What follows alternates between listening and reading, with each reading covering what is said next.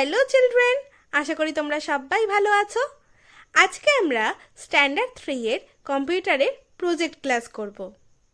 তোমরা সবাই নিশ্চয়ই এরকম একটা প্রজেক্ট বুক পেয়েছো এইবারে, যেটার কি না এক পাশটা এরকম ব্ল্যাক কালারের পেজ আর এক পাশটা এরকম লাইন টানা পেজ।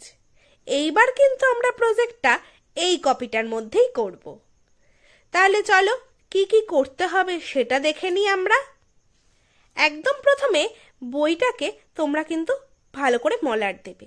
মলাট দিয়ে তার উপরে নাম, ক্লাস, সেকশন, রোল নাম্বার লিখবে এবং সাবজেক্ট, এগুলো কিন্তু অবশ্যই লিখবে। এবং নাম, ক্লাস, সেকশন, রোল নাম্বার লিখতে যেন কারোর ভুল না হয়, দেখে দেখে ঠিকঠাক করে নিজেদের নাম, ক্লাস, সেকশন, রোল নাম্বার লিখবে।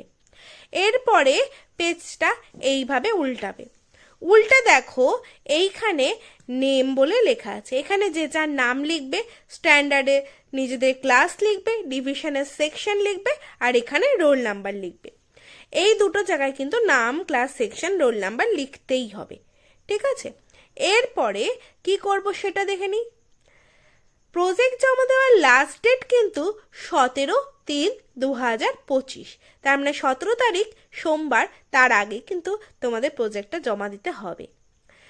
এর মধ্যেই তোমরা ঝটপট করে প্রজেক্টটা করে জমা দিয়ে দেবে। প্রজেক্ট জমা দেওয়ার লাস্ট ডেট 17/3/2025। তাহলে চলো দেখি এইবারে প্রজেক্ট কি আছে আমাদের। দেখো, প্রথমে এরকম একটা পেজ খুলবে, যেটার এই পাশটা ব্ল্যাক কালারের পেজ, এই পাশটা লাইন টানা পেজ। এই ব্ল্যাক কালারের পেজটার মধ্যে তোমরা আঁকবে আর এই পেজটার মধ্যে তোমরা লিখবে। এই ব্ল্যাক কালারের পেজে তো অন্য কোনো পেন ইউজ করলে আঁকা যাবে না, তাই না? তাহলে কি ইউজ করব আমরা? এই যে এই রকম একটা সিলভার কালারের পেন তোমরা কিনবে। এই পেনটা দিয়েই কিন্তু তোমরা এই ব্ল্যাক কালারের পেজটার মধ্যে আঁকবে, ঠিক আছে? এই হচ্ছে পেন। এরকম একটা সিলভার কালার পেনই তোমরা কিন্তু ইউজ করবে, আর কোনো কালার কিন্তু ইউজ করা যাবে না। সিলভার কালার এরকমটা পেন কিনে নিয়ে সেটা দিয়ে করবে। প্রথমে কি করবে? প্রথমে দেখো চারদিকে মার্জিন টেনেছি আমি। তোমরা কিন্তু চারদিকে এইভাবে মার্জিন টানবে, এই সিলভার কালারের পেনটা দিয়েই কিন্তু করবে। এরপরে কি, উপরে প্রজেক্ট 1 লিখবে, তারপরে ডেট। ডেট কোন ডেটটা লিখবে? যেই ডেটে তোমরা প্রজেক্টটা করছো সেই ডেটটাই কিন্তু তোমরা লিখবে।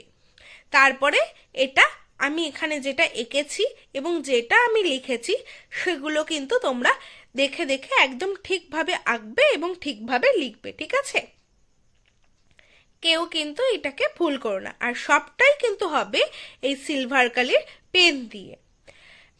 এখানে আছে কম্পিউটারের হার্ডওয়্যারের ছবিগুলো এবং সেগুলো কোনটা কি ডিভাইস সেগুলো লেখা।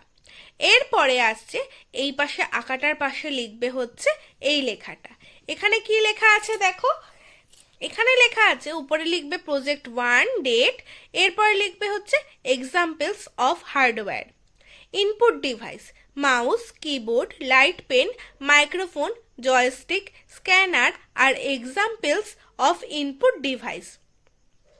Processing device CPU is the example of processing device.